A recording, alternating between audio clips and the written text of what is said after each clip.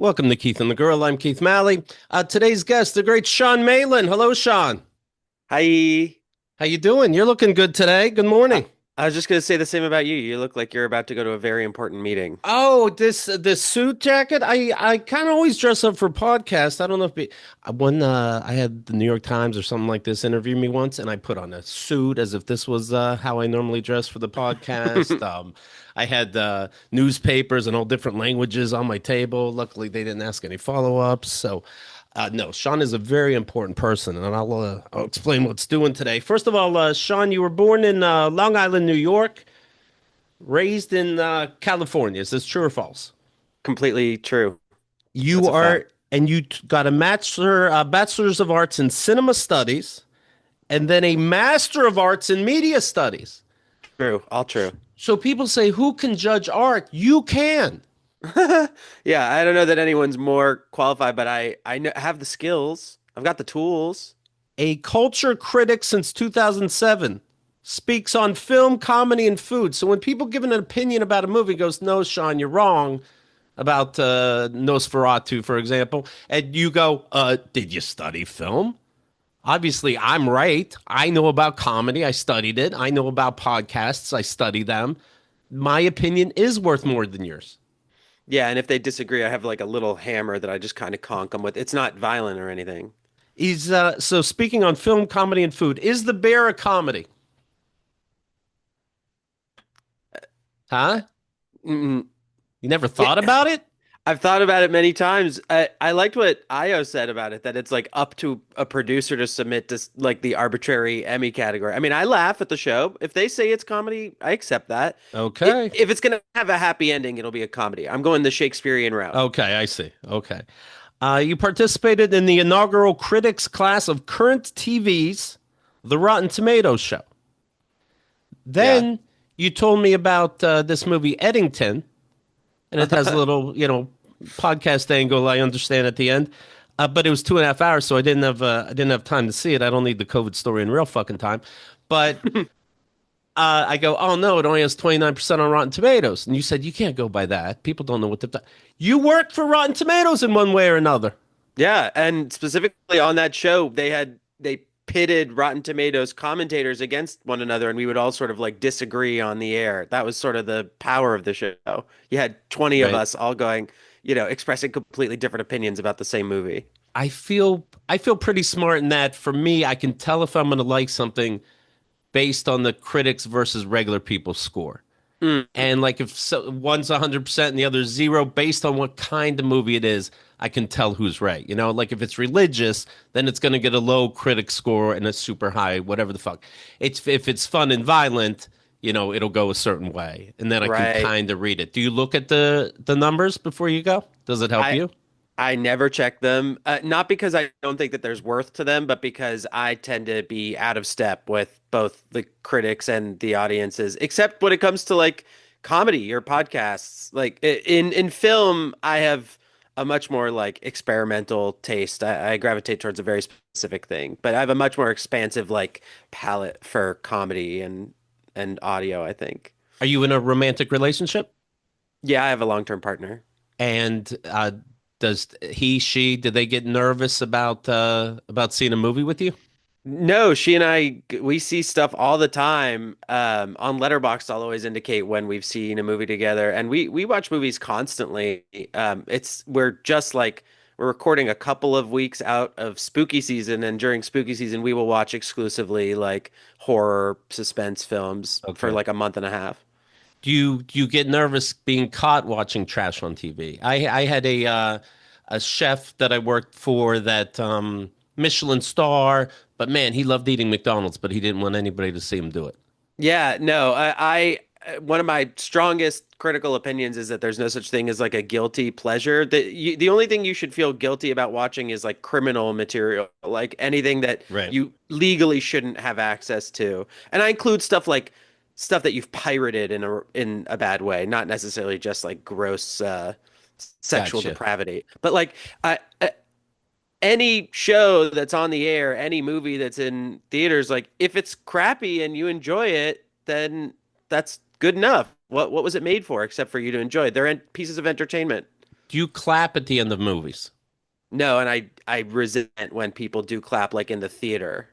I find it's not even to say, "Hey, this moved me." I think it's just to say, "Hey, everybody move and look at me." I I agree. started that. I was saying the other day I saw Fantastic Four, and it's Fantastic Four. And at the end of it, this woman starts to clap, and then but I'm sitting next to her, and her friend goes, "Oh, you fell asleep though during it, right?" Yeah, I was kind of, yeah, it's just okay. I woke up when they got back from the planet, and it's okay. So you just clapped for you. Today's gonna be my day. I know it. And one day she's at the theater, somebody else starts to clap. Like, God damn it, I was so gonna do it. Today I Yeah. started it, and it means fucking nothing.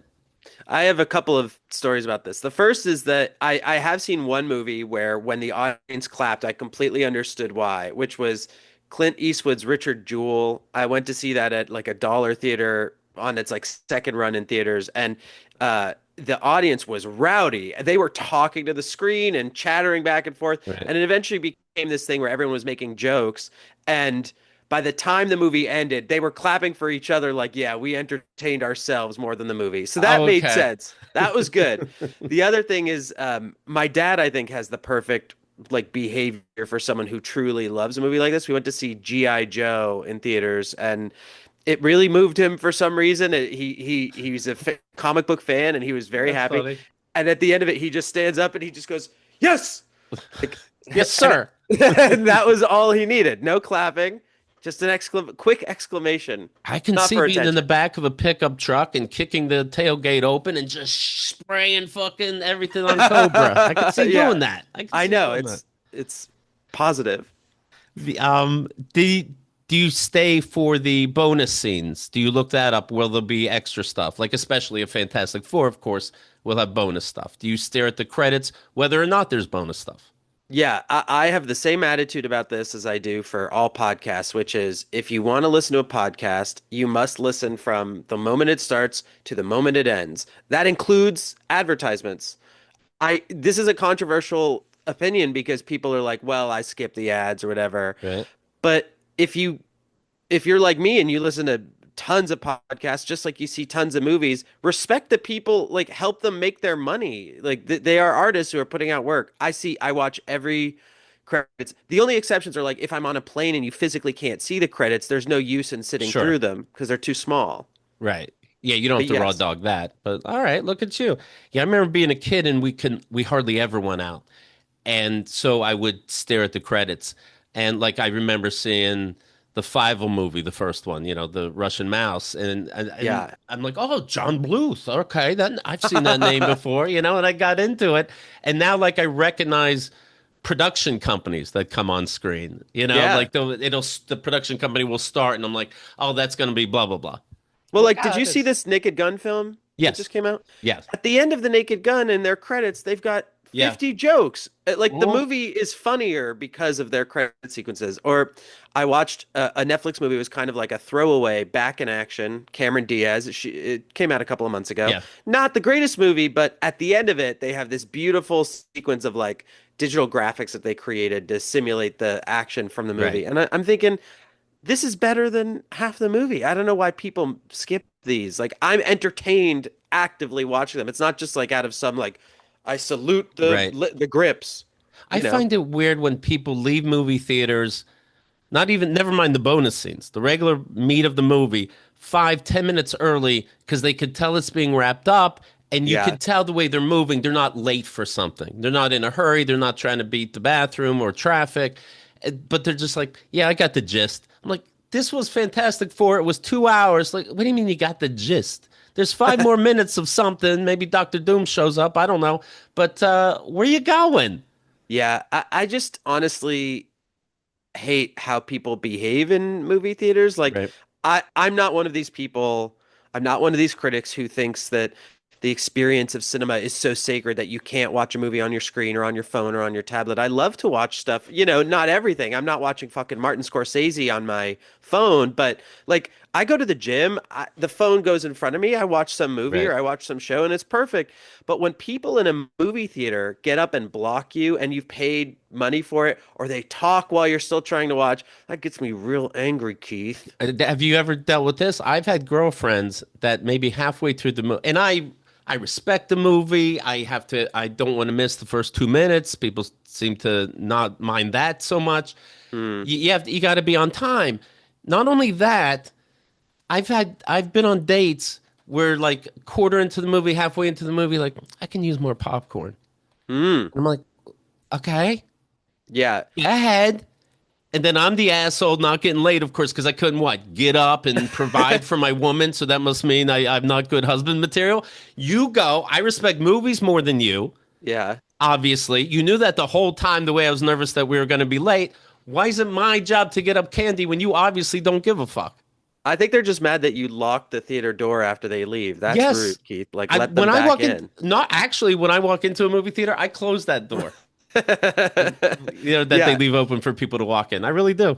I won't specify who, but like I know someone very close to me who is a common get up and pisser. And like at a certain point, you can't really That's hold fine. it against them. Sure. Yeah. And if they go and get I don't popcorn, hold it against you, but don't tell me to piss for you. yes, no, that's what I'm saying. Like if you have to go, go ahead and get some popcorn while you're out there. Make it Right. in one trip. Right. No, Yeah.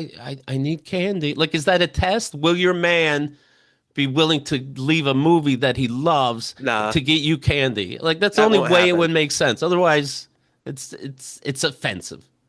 Yeah, It's even more offensive.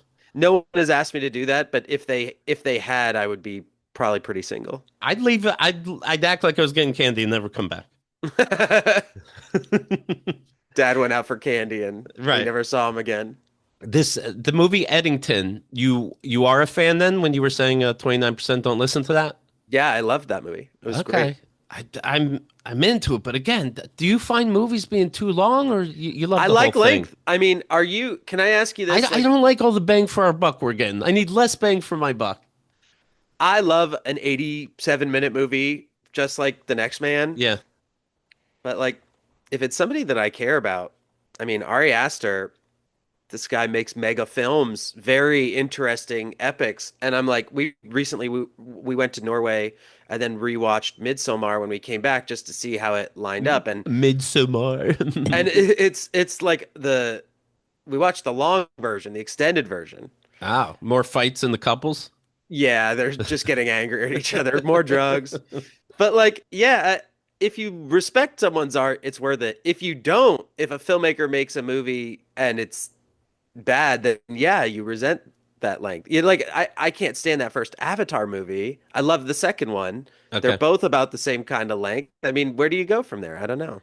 I see a movie, it's an hour and a half. I'm like, okay, that's a plus to me.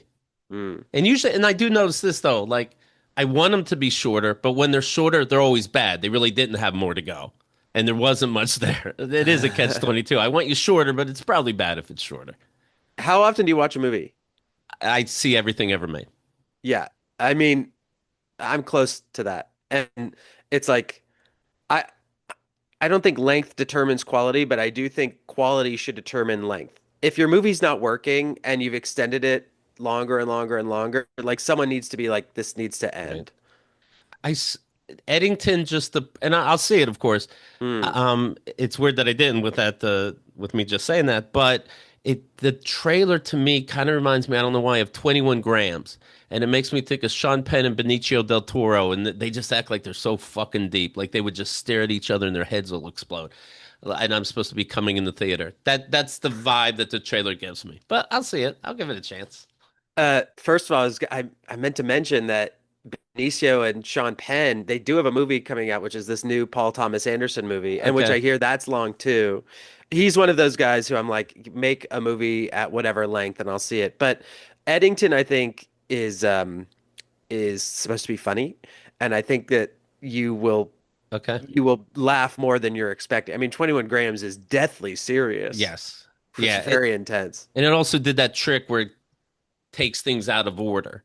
Yeah. And to me, that's usually a sign of a bad movie because you're trying to trick me, but doing things out of order. Like you could have made Happy Right. Gilmore better if you took it out of order. Like that's how he lost his hand. That's not a bad idea. Like a completely recut Happy Gilmore. I'm thinking about that. I see here Eddington is oh no, it's 8:24. So I guess people are arguing about the politics of COVID. Then the last 5 minutes, COVID turns out to what? Be a demon's tits? They get a little crazy 8:24. They, I think they buy movies. Tell me if this is true. This is yeah, my theory. let's They buy see. movies cheap, and the rater's not even done with the movie.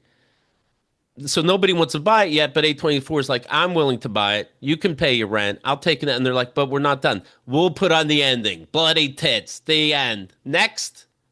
I worked for a company once that had like a house style, like a production company, and everything that they shot had to look exactly the same, and they had specs and everything. I mean, some podcasts have this where every episode has to sound the same. And I wonder if A24 does have like technical credits that it forces upon its filmmakers. I mean, Netflix Right. certainly has something like that. It'd be interesting to know. I'm not sure. There was a I wonder. movie, We Live in Time, and I loved it. It's was Florence Pugh. yeah, in Spider-Man. Yeah. And he never gets in the costume, but I still loved it. And then they're showing how in love they are, and it's like I believe it. I don't necessarily need to see Florence's tits and then fuck it on the floor for 10, 15 minutes. I'm not complaining, but I'm like, that's 8:24. It's like Right. we're gonna need some tits to show Yeah. you're in love. If they had just done an upside down kiss, I feel like they could have saved That's right. your whole vibe. I'm pleased. I just know 8:24 is a fucking pervert. That's all. I don't know what made me bring up the movie Nosferatu. Did you see that? I guess Yeah, because I it's said artsy. yeah, and like again, another example of like that was a kind of a long movie, but the guy who made it, Robert Eggers, I would sit through anything that he did. Right. Have you seen The Lobster? I love the lobster where you Oh, gotta hook up or you become an animal. yeah, Hook I up love with the that one. person, find And love. it's a strange movie, and people didn't really get on board. But like that was a movie where I'm thinking, okay, some people are experiencing this as long. I'm coming out of it loving it. I felt the same way about Nosferatu, where like I'm watching that going, whew, I'm loving this. I'm on its wavelength. And then at the end, I was at a theater and in Southeast Texas, and this woman got up and she's like, "That was nasty." Uh, Well, you know, what did you expect? yeah, I Ew, was he's like, eating her. I didn't like it because, yeah, it was long, and I'm yeah. like, okay, we get it. It's Dracula. Can we be Dracula now? Yeah. I mean, fair enough. Like they could have just called it Draculatu and it would have kind of have the difference. And it was all her fault, this Dracula. If you remember, she's laying She in summons bed. him. She's all Yeah. horny. She just summons whoever, like, hey, whoever's out there, come and fuck me. But this Yeah. is the olden days, and I'm not married yet because I can't have sex. I'm just so fucking horny. So she does like this sexual Ouija board out there, and Yeah. Dracula in another fucking country goes, I hear you, bitch. And he goes, I'm gonna fly. Then she gets married to a regular dude. But it takes him a while to come over, and she moved on, but he didn't. And then it's like, I gotta put you under my spell and make you all fucking horny. And this spell he has is so fucking good because she can't even tell that this Dracula is fucking hideous. Yeah, she thinks he's tall. In reality, he's kind of like hunched over gargoyle style. Yes. With the most ridiculous fucking mustache. I guess that was in the book. Did you have to keep that? That's kind of laughable. That was sexy back then, Keith, and it's coming back. You So, should try the mustache. It would look good on you. Like out past the yeah. cheeks. I want to see him I want to see him trim it up in front of a mirror. I want to see Jason in Friday the 13th hiding in a closet for way too long. Like, when's this bitch coming over? I gotta fucking, but Yeah. boring. Oh, here she comes. All right. Oh, I hope she opens the closet. I want to see him trimming the mustache, and then like he trims too much on one end, it's like, oh, and then the other, and, oh my God, it's uneven. I want to see those nuances. Now, again, I guess I'm asking for a longer movie, but You made me sign a very strict NDA that also says that everything I mention on this show you own in perpetuity, but I will give you a free idea and I'm okay. gonna make you very rich from this. Okay. Thank you. Jason versus Nosferatu. Okay. Now, this is a good idea, not just because obviously it's like the mixing of two really good IPs, but they're Right. very well matched in terms of like what they like to do sexually. Like Jason is kind of a pervert in the same way. He'll lop off a boob Yeah. and Nosferatu will bite one. I see. They share ideas, but Yeah, one does most of the talking. they're sort of similar, but also like they differ in key ways. Like one is a biter, one's a lopper, Right. slicer. I think also I didn't like this movie was so long because it's and all these supernatural movies are you found the right book that actually tells you how to kill the main bad guy. And it's like, oh, we got to have him. I don't know how the book's on the future, but it's like, uh, he's going to make love to her, but she's going to feel so good that he can't get out of the sunlight when the sun comes up in the morning. It's like, okay, so that's what we got to do. We got to use her as bait. First of all, they're like halfway through this occult book. Read the end. There Yeah, might but be more just in case. Willem Dafoe really sells it though, right? I mean, we could both agree on that. He He's makes it sound real. he's fucking, and then the sun's coming in, and Dracula's like, "Oh God, I'm burning up," but it's so hard to pull out sometimes, right? I was gonna say that's what it feels like pretty much either when I take a shit or when I'm having sex. Right. Same feeling.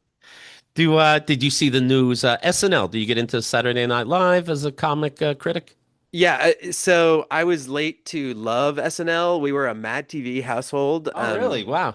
Strangely, I mean, but for my 15th birthday, my parents bought me the first 5 seasons of SNL, and my best friend in high school also had every best of Chris Farley, best of Will Ferrell, Okay. best of uh, Sherry O'Terry, and I have Molly Shannon's book right Oh, here. I mean, hello, I Molly. huge fan, but I was late to the game, and at the moment, my partner and I are watching every season of SNL. I've watched consistently for the last maybe 15 years, I would say.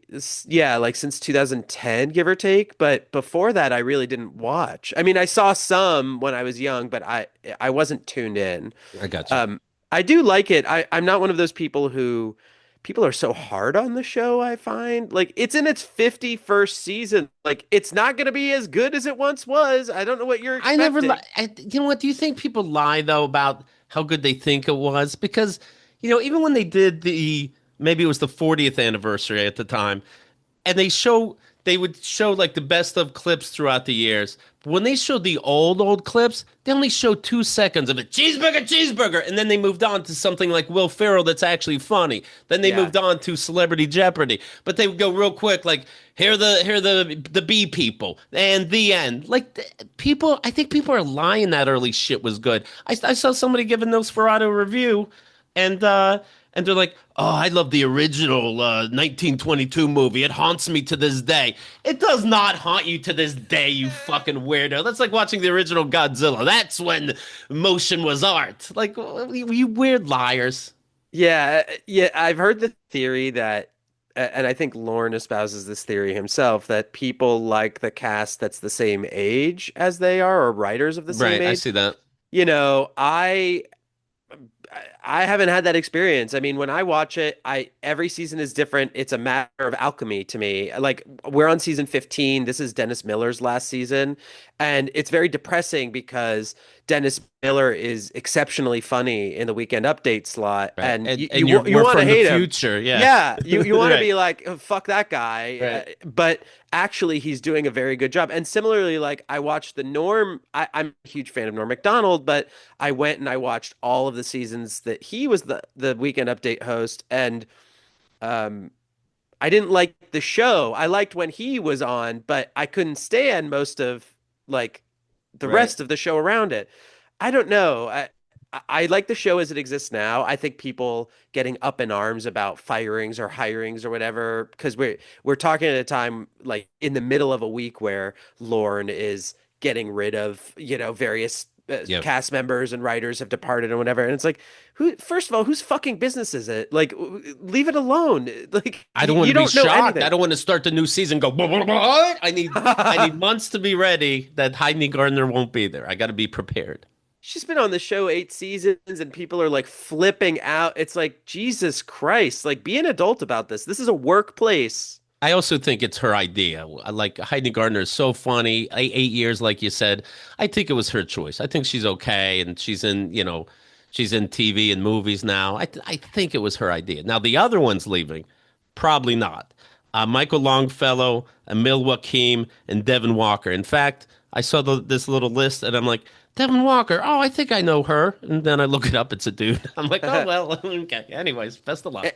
I saw Devin in Austin when I used to live there, and as such a funny dude. And Dismukes used to perform in Austin too. And it's like, I I never, I wasn't the biggest fan of Devin on SNL, but he's going to have a huge career. Michael Longfellow so funny these last couple of seasons. Hmm. I'm a little confused about why they're losing him. I don't know if it was his choice or their choice, but again, I sort of get in the mode of like, why is this your business? I write for Vulture. It's Vulture's job to like uncover that kind of thing. I completely respect that. Like, if you're in the news, that makes sense. But when people freak out on social media, I'm just like, Right. it's comedy. Like, there'll be more. I swear, you'll laugh next year. Don't worry. Right. Stop Well, crying.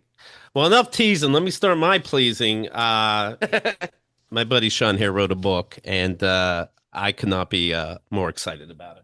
Check this out. Here he comes. 101 podcasts that changed how we listen. The book is called The Podcast Pantheon. Wow. And you can tell I have bookmarks in it. That's not just for fun, folks. Keith and the girl is in it. I could not be more flattered. Um, this is amazing. You're an amazing writer. I read more than just my section. It's an honor. You know what? Whenever I first saw it, this is embarrassing to admit, I didn't know what Pantheon meant. I assumed it meant anthology or something like that. It Right. wasn't until just the other day where I'm like, it means respected and important. Oh, that's awesome. That's me. Yeah. I'm respected and important. I love it. 101 podcasts that change how we listen. And I mean, it's so beautiful. Like You haven't even it's a explained that great you're in coffee the table book. You book. have a chapter in the book. Yeah. Oh, I said There's a that. chapter on Keith and the girl. Oh, we'll go over that too. But yeah, no, I said that. Yeah, we're featured in the book. Yeah. It's beautiful. And then, after I look me up and I check out some other people, then I really focus on the book itself. And I'm looking at, underneath the dust cover. I'm like, there's Keith and the girl. Right there. Then on the back, prominently, has a good. Where's this at? Has a good spot. Somewhere right here. Did anybody complain about their placement on the cover of the book? Like, hey, I'm Oh, cut off. no, and I was worried about that because there are a couple that are like, people who are very enthusiastic and supportive of the book who are on the wraparound just incidentally. Yeah. And we sort of, it was done with a lot of thought. It was conscientious. There wasn't any like accidents, but in a couple of cases, you just ran out of, when a podcast has 3 words in the title, you have no choice but to wrap it around. Right. Sure. Sure. I love every part of this.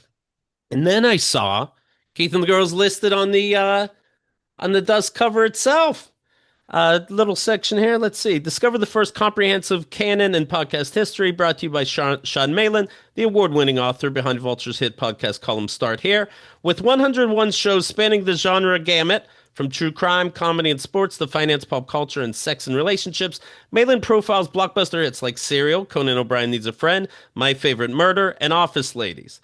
Podcasting pioneers like Never Not Funny, Keith and the Girl, Stuff You Should Know, and What the Fuck with Mark Maron, and beloved gems like You Must Remember This, Normal Gossip, and Lore, all with unprecedented access. You were nice enough to send the PDF at first, and it got me laid. I had sex, and then I got the physical copy, and it gave her an orgasm. So this is very exciting, and Impressive. I want to thank you. I am in. Me and Kemd are in very, very good company. Company Bang Bang. Let's see here. Stuff You Should Know. How Did This Get Made? Wait, wait, Don't Tell Me. Behind the Bastards. Welcome to Night Vale. The Mental Illness Happy Hour. You Made It Weird. Our buddy Kevin Risk. This American Life. I I am so thrilled and so honored. And yes, of course, I checked out other people's sections too in this book. And again, so well written, so interesting, and the art is simply beautiful. I hope you're proud. Is my point. Yeah, I mean, I have questions for you. Like, Please. I had covered you on a couple of occasions. I'd spoken about the show on another podcast, and then for my column at Vulture, I wrote about Keith and the Girl, and you guys were very helpful and very supportive. And it was at a time when Chemda was still at the show, and Right. like everyone was very positive, and we stayed in loose touch. But at the time, I was dealing with like an intermediary, and uh when I reached out, I've heard from a lot of people that they thought, "Oh, that's nice," but like you, they were like, whatever." I mean, we talked about it, what, 2 years ago or something, if not Right. more. Like, did you ever What think do you it mean, would? whatever? You're acting like I said whatever. Who cares about this No, project? no, I think a lot of people just didn't know that it was going to become like an actual full-blown book from a major publisher, that kind of thing. I didn't know how. Yeah, you just don't know. So you try not to get too excited. Yeah. And then you see it and it is so fucking beautiful and comprehensive. And then you're like, "Oh my God, I'm part of that." That's Yeah. exciting. I think when I first wrote to you, you were, I put together a list of like when I pitched the book, they said, "Well, how many should we include?" Originally, I had pitched it as 1,001 because I really love the series. It's 1,001 movies you should see before you die, or that Okay. you have to see. And we came to the conclusion of like 1,001 is no more comprehensive than 101 because you could just pick and Right. pick and pick. It's just big concentric circles of quality. And then we finally said, no, let's get it down to like the tightest, the best, the most ultimate. And you were like the fourth person that I reached out to. Like I think the first person that I ever reached out to was someone who uh I think it was Marin, and I think it was just because we'd been covering them for so long. And then as soon as I reached out to you guys, I said you were I think probably my first thought. And it's All because I've right. been listening to this show for Jesus Christ, I don't know, 15 years, 13 years. I remember I What was took you listening so to long? exactly. Um I don't know how I came to it, but I remember I got into a car. I was hit by a car listening to your show Oh, once. geez. I was living in Australia and I downloaded a bunch of episodes and I was biking slowly. You bike everywhere in Australia. It's just a perfect Right. ass country. And uh I knew that as I was coming around this corner, I was listening, I was kind of distracted. And I knew as I was coming around this corner that there must be a car there. And I slowed down and the car was coming very slowly and it was like in this incredible slow motion of us still sort of like hitting each other. And when he helped me up, I was perfectly fine. I still had you in my ears, like the headphones were You knew still a going. car was coming. You were so focused on the podcast like Dracula Yeah, that you almost died. That's an honor.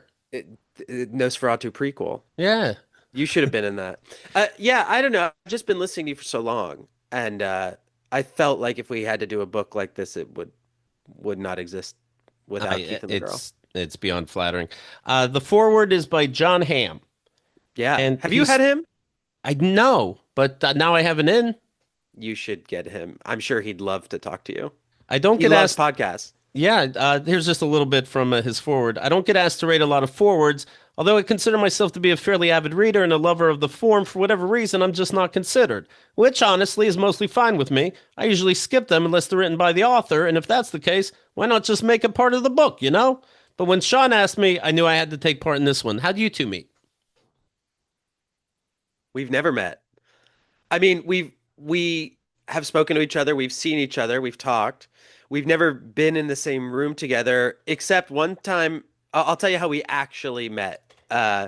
I was an extra between college and grad school. I did it for a year, and I was in like 100 productions, movies, commercials. I'm in the series finale of The Office. You can see me in a bunch of episodes of True Blood. Okay. Um, I was in a movie that John Hamm was the star of called Million Dollar Arm, directed by Craig Gillespie. Okay. Maybe he pronounces it Gillespie. I'm not sure. Anyway, John, we shot some scenes at like UCLA, and John was there, and just came over to all the extras and made a comment like, "Hi, how are you? Thanks for being here. Just good movie star shit, good Right. behavior." That's the first time we met. We didn't keep in touch, as you might imagine. But then we were introduced through a rep for the book. I mean, I thought of him because while we were writing the book, I was talking to these podcasters. Like I talked to the Sklar brothers, and they have an amazing story about John in the book. And then I talked to the Thrilling Adventure Hour team, also in the book, and they had something to say about John. And then I talked to somebody else, and like Marin's team offered a picture of him with John. And I thought to myself, what the fuck is John Hamm doing in my book? He doesn't even have a podcast. I mean, he's like starred in several podcasts, but Right. he's not the creator of any. And I thought, what is this about? And I kind of reached out to his team and said, hey, do you know that John is like very prolific in the podcast, like upsettingly prolific? Right. And they said, yeah, we know it's very intentional. Like, how can we help? Okay. And he came on very quickly. I mean, we he was so great. It was amazing. Can I read a little bit of your forward Of that course. follows his? Forbes estimated there were already more than 5 million active podcasts produced around the globe. 5 million active podcasts. Holy shit. With downloads in the United States alone accounting for more than 90 million listens per week. That's about 31% of all Americans. So it caught on. And a landscape, excuse me, in a landscape this, I'm about to cry. In a landscape this expansive, keeping up can be a Sisyphean task. By the way, a lot of words I had to look up. That's like Hercules shit, right? No matter how much free time you have, and there's a generational aspect at play too. Certain technological changes, such as Apple's removal of the headphone jack from iPhones in 2017, or the mass migration away from the MP3 downloading toward audio streaming apps like Spotify, Amazon Music, and Deezer, simply occur too fast for some of us to keep up with what's new. But at the scale with which podcasts are now, and even more pressingly will be consumed, the ramifications of this lack are too significant to ignore any longer.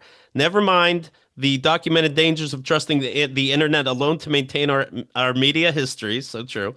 Instead, consider the potential exploitation of vulnerable listeners. In a world without an established pantheon for podcasts, how are these with no experience as listeners to keep from wasting their short, precious lives trying to find something they like without hearing the thousands upon thousands of hours of trash first? How can anyone avoid the influence of corporate marketing, algorithms, or AI-generated listicles about what is truly worth one's time when the internet is our primary collective resource? And for that matter, what are the standards that differentiate a legitimately worthwhile podcast from an overhyped flash in the pan in the first place? The one, and I'm skipping around. The 101 podcast profiled here represent the most groundbreaking, beautiful, compelling, experimental, touching, human, artful, and funny works the medium has yet offered, each distinct from the next in its accomplishments. In some cases, the podcasts were selected because of their creators, because their creators are indisputable pioneers in the field. And others, the podcasts themselves influenced history, reshaped popular culture, or impacted the minds and hearts of listeners in discernible ways, sometimes with just one masterful episode. Again, skipping around. No matter the podcast, each profile features never before heard commentary from the teams involved, including creators, hosts, producers, raters, and even subjects. Many share stories from behind the scenes of their shows, while others graciously offer insights into how their personal lives have shaped their work. It is only through their extraordinary candor, I believe, that the public can truly understand how the sausage gets made. And then this, and I asked you this before I read the forward, so that's a little embarrassing, the timing. But I said, I notice in here, and I kind of like it. But and I said it like this. I said, I noticed Joe Rogan's not here, and none of those West Coast hate machine podcasts are in this. And is it okay that I say that that impresses me? And then I read this part. Additionally, the pantheon that I propose here intentionally excludes any podcasts that do more harm than good to the world, whether as mouthpieces for hate speech or the literal or tacit, is it tacit, espousal of political or physical violence against others. Undeniably, many such programs carry immense influence in our society and deserve to be recognized for that influence, however insidious, by scholars in this field. As the adage goes, those who ignore history are doomed to repeat it. But I'm a podcast critic, not a historian, and the Podcast Pantheon is not a history book, so fuck them. I love Fuck them. that. I we got a review from Kirkus Reviews, a quite positive one, and which made me really cry. This is the first time I've ever been reviewed by anybody. I've written so many reviews, thousands, but in it they quote this passage, and I had my team at the publisher send the review to me and say, "We've never seen a four-letter word in Kirkus Reviews ever because they're such like an erudite, All right. establishment." I'm proud of that. I mean, it's not specific to any one podcast, but definitely the idea was to eliminate from this book any podcast that is famous for hurting people, right? Like, or Mhm. famous for causing problems in the world, or threatening democracy in some way. My feeling is that naturally human life just sort of moves towards like developmental progress. We have a polio vaccine that we didn't have before. We've Yeah. got air conditioning, those kinds of refrigeration. Like these are developments that are pushing us towards longer lives. We're all living longer than we ever did. We have technologies that we never had. We're touching places in the world and outside of it that we don't. So assuming that that's all progress, like the rest of it falls by the wayside. Anything that causes harm to the human populace generally, we're trying to eradicate. And I don't want somebody to be reading this book in 50 years and go, "Whew, this guy really didn't know what the fuck he was Right. talking about with these Right. podcasts." You know? Right. I also I like you say how like the review had I like the cursing too. It Yeah. makes it more real. You know, I mentioned how if I go to a doctor's office, when I explain what's wrong, let's say I have a bad knee, I go and the fucking knee hurts. Like I curse because I think that makes me seem more human Mm. because we do curse, and you'll take me seriously and you'll talk to me in a way that I can understand. You know what I mean? Even the handyman comes over, I throw in a curse word when I talk about mounting the TV. Like, know that we're real and nitty gritty, and don't lie to me about studs in the wall. Yeah, I mean, I have a foul mouth. The book is definitely not, at best it's PG-13, but I mean, we talk about pornography. There are a couple pornography and sex and Right. relationships podcasts in the book. There is a curse word on the cover, on the dust jacket. Or not on the jacket, but on the slipcase. I mean, there's a podcast with a curse word in its name.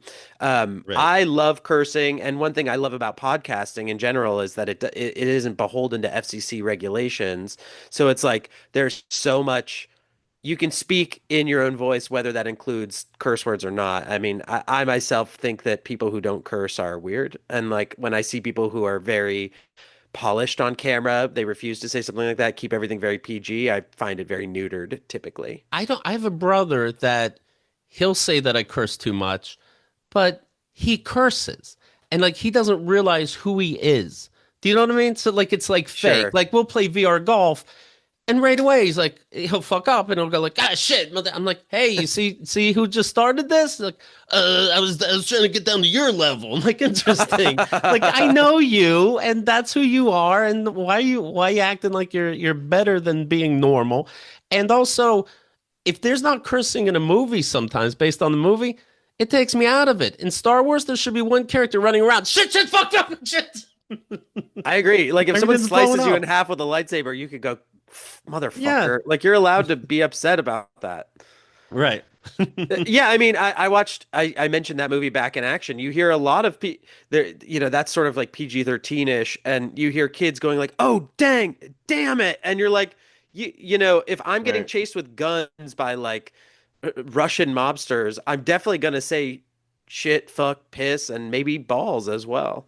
I remember being in high school and they wanted us to write just to see if that would, write stories to see if that we had a proclivity for that.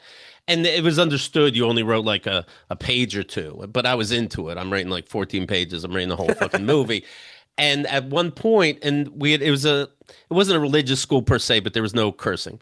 That would be a big trouble. But anyway, I'm halfway through this story, and I'm like, this guy would say like whatever it was, the sentence had the word shit in it, and I'm like, well, I'm gonna get in trouble. I can't write shit. What do I write? And I'm like, that's the word though. That's what goes in here. That's what this dude would say. And I wrote it anyway. And because I wrote so long and the story was good, I got like a plus, an A plus. But then the teacher circled it and said, I don't like this word. I'm like, okay, that counts because you know that it did fit.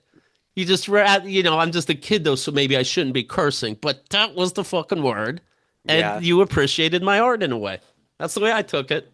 It's ironic because I had an English class where we were given we were supposed to interpret Romeo and Juliet in a novel way, and I wrote a script for a film that we shot that was sort of Romeo and Juliet in a high school, but the idea was that it was like a body like teen comedy, like Right. American Pie style Romeo and Juliet. And at one point, after Juliet has been drugged and Romeo thinks that she's dead, I thought it would be funny if she got lifted by a couple of my friends who were in the football program and dropped. Like they say, "Oh, we're strong enough to pick her up," and Right. they drop her. And there's supposed to be this moment where everyone goes, "Oh shit!" In 2005, this was very funny, Right. and I got kicked out of class for it and Huh. almost suspended from school. And I protested so hard, like, no, this is a joke. It's funny. We're teenagers. People say shit, like grow Right. up. But it was just that we were in high school. You can't say that in a school project. I don't know. The hypocrisy of that still lives with me 20 years later. Yeah. Yeah. Like, I mean, I wrote the book, The Dad Emails, based on me and my dad going back. And my dad tried to hit on my ex-wife. My ex-wife showed me he didn't Yeah. think we still talked. I catfished my dad into him thinking that I'm her. He ends up hitting on me, all this shit. Anyway, he'll hear my show and be like, "You curse too much." I'm like, "Motherfucker, you tried to fuck my ex-wife." But yes, the cursing thing is an easy thing to go to, isn't it? I didn't mean to curse so much. I think he's mentioned, I think dad emails are in the book. I wonder Okay. if he'll read it. Do you think he will? Yeah. You know what? I bet you we can get him we can get him a copy. So again, this is this section. And can I read it if it doesn't drive you crazy? No, of course. It's Okay. your I don't know what section. it's like to write and then hear somebody else read it. It's like those aren't the way I said it, Keith. You know. So it starts Keith and the girl, quote, Please. "Give a fuck, care, don't put out bullshit." End quote. This, Keith Mallory reminds us, is the guiding principle behind Keith and the Girl, the foul-mouthed, Howard Stern-inspired talk show he and Kendra Cleary began hosting in March 2005. Barely a year after the term podcast was first coined to describe downloadable audio, Malley and Kalili, his real-life ex-girlfriend, started publishing their conversations about sex, comedy, and stupid news online for free nearly every day. Quote, "We literally recorded episode 1 an hour after we broke up." And you did that bracket thing, like filling in words that the person doesn't necessarily say. We didn't record our first episode right after the breakup. We were doing the show, we broke up, we recorded another episode an hour later. That's why I didn't say that. So don't you put words in my mouth. Mally says almost 20 years later, no one knew the word podcast. It wasn't even a category on iTunes. That's true. I agree with me. KTG, as its fans quickly abbreviated it, was instantly revolutionary, broadcasting bodily into the distant corners of a patch of the internet that even preceded YouTube. But being the first in this new field also meant that there was no clear model for making money or finding an audience for the show. It was actually, quote, scary as fuck at the time, Mallory remembers. Quote, "We had to quit regular jobs to make it work. I remember going to Guitar Center and trying to buy the right mixer. Me, I'm looking for an interface from a mic to my computer. Guitar Center, for music? Me, no, just for talking, but nice audio. Guitar Center, we don't have that. Me, then yes, for music." And I like that you stopped it here, but I remember also there was a little more. And I go, "This is true." I go, "Then yeah, for music." And he goes, "No, you said talking." Like it's too late. Thankfully, as more podcasts emerged and coalesced into their own true art form over the next few months and years, this brazen little comedy program evolved into a deepening look at divorce, open heart surgery, career changes, and more, pushing KTG slowly but surely into the rarefied era of true cult status. Today, Malley and Kalili's devoted followers consider them podcasting's Nichols and May. By the way, hey audience, you know Nichols and May? I had to look up Nichols and May, and I'm like, oh, I Right. think I remember this old school, duo, man and woman duo. Right. Podcasting's Nichols and May, digital pioneers whose willingness to take their international audience through utterly personal experiences without ever abandoning their creative or fiscal independence has paved the way for millions of fellow broadcasters. With what is believed to be more published episodes than any other comedy podcast, by the way. It is. Thank you. Yeah, it should be believed. And then you have in parentheses, "Are we the most prolific? Sure, stop it." No, you hang up, Mally jokes. And dozens of spin-off podcasts, Keith and the Girl. I'll tell you what I have in between here. Keith and Girl has become the audio world's ultimate long-distance marathon, leaving behind many an exhausted former competitor and setting the gold standard for podcasts of every genre without ever accepting a dime of corporate cash. I wouldn't mind. It has also, according to Kalili, who ceded her hosting duties in the spring of 2024, given them each a deeper personal purpose. Quote, "Podcasting helped me find myself," she says. "I feel less embarrassed in general from years of being open and vulnerable on mic." And as for those who never heard of Keith and the Girl, its founders have hidden a message for you in their theme song. Quote, "Hey, all you assholes, come and listen to us. It's the Keith and the Girl show." I read this about 3 or 4 times. When I get to the end here, when I'm just reading it to myself, I can almost cry. And I don't know. You tell me if I'm reading extra into it, but I took it like, as for those who never heard of Keith and the Girl, its founders have hidden a message for you in their theme song. "Hey, all you assholes, come and listen to us. It's the Keith and the Girl show." And I'm like, yes, Uh, like, will people hear that and go like, "Wait, am I an asshole?" And it's like, "Well, do I have your head in the tent? That's all I need at first."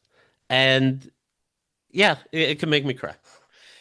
Um, I have so much to say about that. The number one thing I have to think is that I haven't read the book uh in a couple of months. I mean, I finished it and then all of the last few months have been setting up meetings like this, promotion. Uh I stand by every word of that. Like there that is so how you are seen. Nichols and May, I think, is such an apt uh comparison because the two of them set the stage for, like, we talked about SNL earlier. There's no SNL without Nichols and May. And I like all the podcasts that are so successful now that are like Call Her Daddy, a very important podcast, not featured in the Hmm. book, but a very, very important podcast. uh, it's so famous for breaking these Howard Stern like borders they push into the personal lives of the people that they talk to. They go viral constantly for talking about things that you don't hear about in podcasts. And I'm thinking to myself, every time I see Hailey Bieber go viral because she's talking about how she and Justin like to do it, I think Keith and Hemda talked about this 20 years ago. There's Yeah. already an episode like this. Not to say that Call Her Daddy isn't a good show, a very beloved show, but like there's no SNL without Nichols and May, and there's no Call Her Daddy without Keith and the Girl. Well, this is again, it's so flattering. And by the way, so like I showed you, he has the logo next to like each person. Let's see who else. And the Never not funnies on the next page, for example, and the logo, and then some information by there. But go ahead. the colors are coded. If you go back to yours, you'll see that every chapter we chose color schemes that are connected to the images that you shared. Every Yeah, chapter has an individualized color. It's very intentional, you know? yeah. Yeah, it's quite an honor. Oh, so here's what I was gonna say. So next to the logo, he has a little breakdown of info. Mars happened to be next to the logo, but anyway, everybody has a little section and hosted by Kenda Kalili and Keith Malley, genre comedy. First episode, Keith and the Girl. It says it was called March 7th, 2005. I think it was called show number one, but same thing. Influences Wendy Williams, Howard Stern. So I said Howard Stern. Kenda said Wendy Williams. Where to listen Spotify. What made you pick that? Do you know? Okay. Yeah, so we had a couple of discussions about this. I mean, ultimately it came down to where there are many platforms where you can listen to a lot of these shows, and a lot of these shows are available on their own websites, or you can pay for them. They have Patreons, yada yada. If I presented one link to somebody and they couldn't find it, or they couldn't access it, or they didn't listen in that platform, or it wasn't a platform that most people didn't listen, it tends to push people off, like on their first view. And I think the idea was that if we want people to come to these shows, because the whole book is a celebration of these podcasts, there's no uh these essays, these profiles of these podcasts, none of them is like a negative. None of them are Sure. backhanded compliments. So ultimately it came down to like, well, where are the people who are reading this and vetting it, listening to the podcast? And for almost everybody who reviewed this and saw this book, it was Spotify. I listen through your website typically, or I just download directly from iTunes. Right. But that's where most I'm people were hearing it. just curious. Yeah. Sean's pick. So you pick a show for each of these podcasts. Like, hey, if you're new to it, check this out. And Sean picked show number 2000, which was called show number 2000. It's a 3.5 hour show. Chris Laker, Dante Nero, Judy Gold's partner, Catherine Heller, Kurt Metzger, Hennessy, Lenny Marcus, Mark Norman, Michael Fox, Ray DeVito. A lot's going on in that. And I was saying this the other day, saying I was about to interview you. I like that's the one you happen to pick. Like we're going on 4,000 shows now. That's a nice one, nice in the middle somewhere. 2,000. It would be odd if it was like show you should that I like number 12.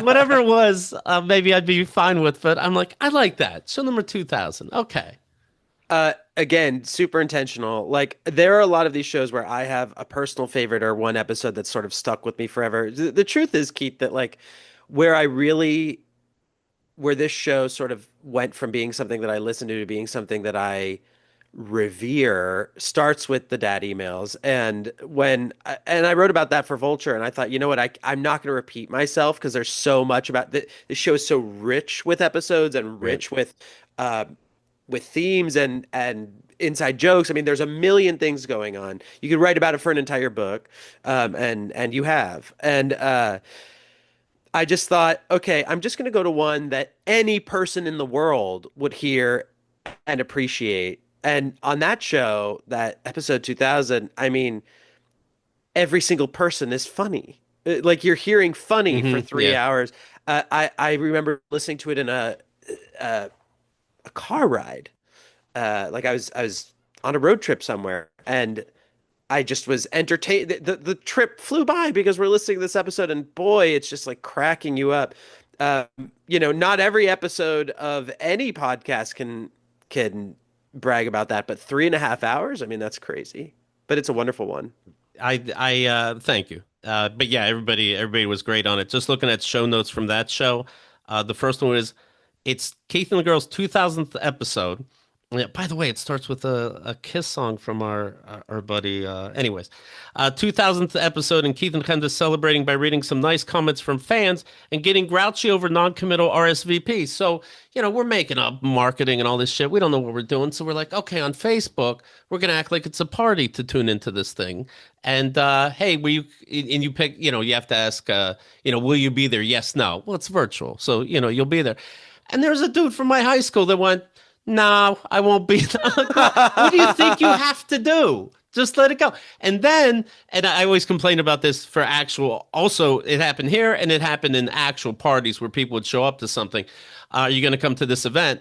Maybe.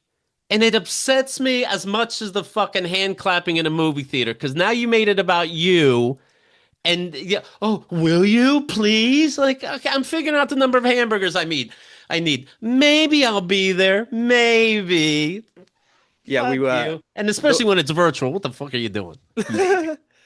at the wedding we went to in Norway, it was a destination wedding, and a bunch of people said that they were going to show up and then didn't, and it was so expensive for the people who were having the wedding, and we thought to ourselves, "Oh my God, like you must have cost them thousands of dollars in like they're trying to get you gravlax and herring and Right.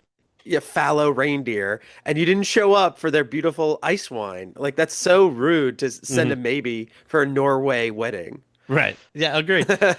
I'm just looking at different show notes. Ray DeVito watches porn on mute as an educational tool for being better at oral sex. Judy Gold, who set a precedent in New York court after letting her partner adopt her son after they'd already broken up, joins the show. Judy calls Keith out for being too narcissistic to learn the gender of his dog. A breeder gave us a puppy, me and my wife at the time, and the breeder kept saying he for this dog. In fact, there was like a tuft of hair coming out at the bottom, and I'm like, I guess that's a dog's penis. I don't fucking know. And then I took it to the groomer, and then the groomer's like, okay, and here she is, all pretty. I'm like, okay, yes, and I will take him, thank you. And like, yeah, okay, enjoy her. And I'm like, yes, he will be a good time, weirdo. And then the second time that happened again, and I'm like, you keep saying she. It's like, yeah. I'm like, yeah, I don't know, whatever. The dog's a he. He's like, no, dog's a she, and like showed me like this is just a weird tuft of hair that was sticking out.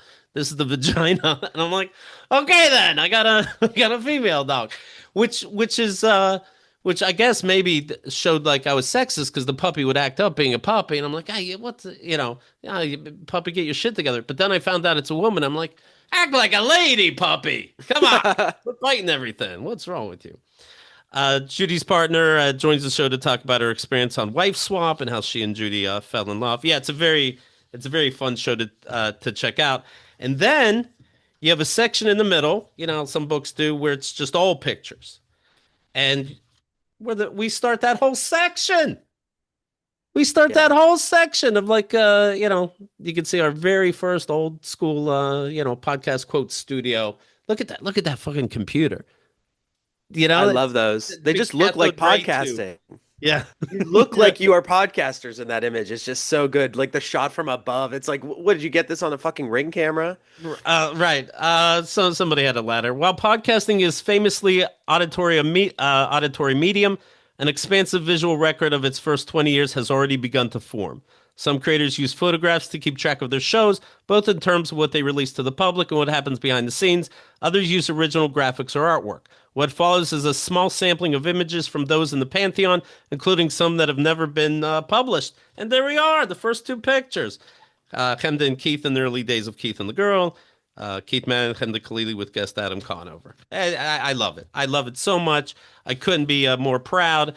Um, in fact, the last couple of shows I did this week, I'm like, I'm gonna talk about being in this book. I hope these guests coming up aren't bad. I hope Sean doesn't tear like a bummer of a show right before he comes on. It's like, what the fuck did I endorse? So there's a lot of pressure on them, and they didn't even know it. So I'm pleased those shows were good too. That's nice. I'd be anxious to know like how they feel talking to you and then reading it, like how that lines up. Because I feel like a lot of people in the comedy community have deep connections to this book. We're hearing from people who had no idea that they were mentioned in the book. Mm, I don't think Adam Conover has any idea he's in the book. I don't know him. I think he's a great comic. I saw him do stand up at a show in LA once where he destroyed so hard, Keith, that like people came up to him afterwards to be like, that was special. Like he was oh, on cool. fire. But I don't know him, and I wonder if he has any clue or when someone will point out to him, do you know that there's a picture of you in this guy's book? Right. Ann Whitman happened to take the picture with Adam Conover, and I showed her that she's credited at the end of the book. It made her fucking day. Yes, Awesome. people are very honored and happy to be included in this. I know I am. Obviously, I would let my girlfriend read my copy. She already got on pre-order. That's sweet. Yeah. Can I ask you a question about this book very shortly? Mm, yeah. You know what? Fuck it. Yeah. You know, you've been doing this a really long time. Um, has anybody approached you about a book like this in the past? No. No, there's been like if you go to keithandthegirl.com, you can see like the news articles and things like that I'm proud of, but no, not like this. When we pitched Well, the there was, book, you know what? I'm sorry. There was our buddies at Comedy Film Nerds did a DVD oh, that's about nice. podcasts like this, and we're included in that in a big way. So that was exciting. Yeah, that's beautiful, and I'm glad that they did that. I was shocked. I was weirded out actually when I started looking at comps for the book and realized that there wasn't a book like this after all the time that you've been doing what you've been doing. And I'm not saying one that necessarily includes Keith and the Girl or any other show. Just like everybody listens to podcasts. They're such a popular medium, like you read out at the beginning. I Right. mean, there was a story just this week when we're talking that, like in India and China, I can't remember the exact numbers, but they're saying that, over 1 billion people listen to podcasts in those countries. I mean, they're Wow. very, very extraordinarily popular medium. And it's like, I was a little bit shocked that we're this late into the game and podcasts are influencing world democracy and we still don't have a book about like the ones that changed the world. I agree. I agree. I Strange. don't know if I hope it's not weird me saying I agree because I'm in this book, but yes, even if I wasn't in this book, it feels important and it's an awesome book. And I recommend everybody pick it up. The Podcast Pantheon, 101 podcasts that changed how we listen from WTF to Serial. Sean Malin, author of Vulture's hit podcasting column Start Here. Forward by John Hamm, and featuring this guy me. Yeah, it's very good. Do you find yourself flipping through it? Do you does anything drive you crazy? Like, oh, I should have done this instead. Sure. I mean, there's a mistake in the Keith and the Girl chapter that you pointed out to me, which is that you stylized the girl capital T, capital G. Right. And, we went through this a million times with fact checkers and editors, and we had a sensitivity reader on the book. I mean, there's just so many people who were involved with the book. I checked this a billion times and still missed that. Somebody pointed out the other day that we Did I have sound John. like an asshole, by the way? Because I was On the just contrary. just in case there's a second printing, or rather you are correcting things. No, Just let me exactly. just say.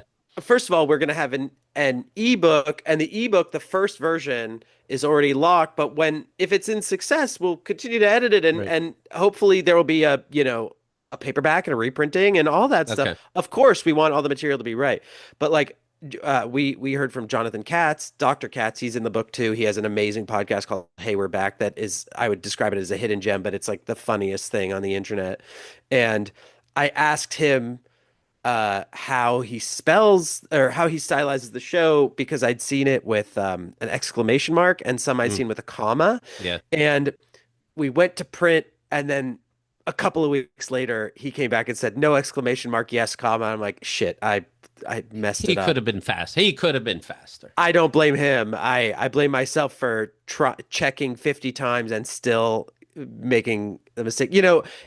Books will always have typos. We went out, there's this book has it's something like 90,000 words, 100,000 words, something like that. I mean, it's there's a lot of material in it. Yep. You'll always have typos. There's nothing you can do about it, but uh, those are the things that I would change, but I would not change a word of like the chapter about Keith and the girl. I When you read it, I'm like, ooh, that's great. Do I read the book? I'm avoiding all podcasts and all like reading about podcasts, except for news. I Right. read a lot of news about podcasts, especially like Bloomberg has a really wonderful business writer, Ashley Carmen, who's doing a lot of good reporting. Ariel Niesenblatt also puts out some really good like podcast blurbs, and of course, my colleague at Vulture, Nicholas Quah, who I think is like a pretty important podcast critic. He's mentioned in the book a couple of times. I'll read their writing, but until such time as I actually have to physically read the book, like at a signing or event or Right. something, I'm not touching it. You do have events coming up, right? Yeah, we have events in New where the book launch the book comes out September 16th, and then September 18th we'll have an event in New York, and there will be another one in LA September 25th, one in Austin, one in San Francisco, Miami. We'll be all over. How do people keep on top of that? They can go to chroniclebooks.com, or they can follow me on Twitter at Cinemalins. I'll be posting all those links there. And we will also send out all the links will be posted individually on Eventbrite from the venue. So in New York, it's P&T Knitwear. In LA, it's Diesel Bookstore. You can follow the bookstores directly. You can follow me on Twitter. You can follow Chronicle Books on Instagram. They'll all be posted. What's the section on Amazon that this book is under? I see it's number one. We are number one in a couple of places right now. I don't want to jinx it, Okay. but you can find us under general broadcasting. We're in podcasts. We're in popular culture. At the moment, we are the number one new release in general broadcasting on Amazon. So Oh yeah. so far, it's doing well. It's not out yet. So Yeah. I would love to hold those numbers. And I would love for people to buy it wherever. I've had people ask me, is it okay to buy it on Amazon because Amazon is evil? And my response to that is, um, you should buy the book wherever is simplest and most affordable for you. Amazon will offer, for example, like hardcover versions that have been lightly handled, and it'll slice $9 off, the cost. But if you can afford to, and if it's convenient for you, of course, support the independent bookstores. And it's sold everywhere. It's being sold right now in 6 different continents. So no matter where you are, you should be able to buy it. There You you go. cannot get it in Antarctica. Do not try. Well, I'll tell you that yeah, again, it's an honor. I love it, and Thanks for being in it. thank you, and I'm putting it on my coffee table. It's fucking great. KeithandTheGirl.com/VIP. Let me mention this. It's every show we've ever done since 2005. With Keith and the Girl VIP, you can check out episode number 2000. That's very fun. You can check out the dad emails if you're new to this story. Or you forgot about it. KeithandTheGirl.com/dad. You'll see what's going on there. And then I turned that into a book. KeithandTheGirl.com/dad book. Dad book. All right. Sean, thank you so much for your time. Again, on behalf of Hemda and myself, uh, it's a beautiful day. And I wasn't exaggerating when I said that chapter can make me cry. Thank you. I really appreciate it.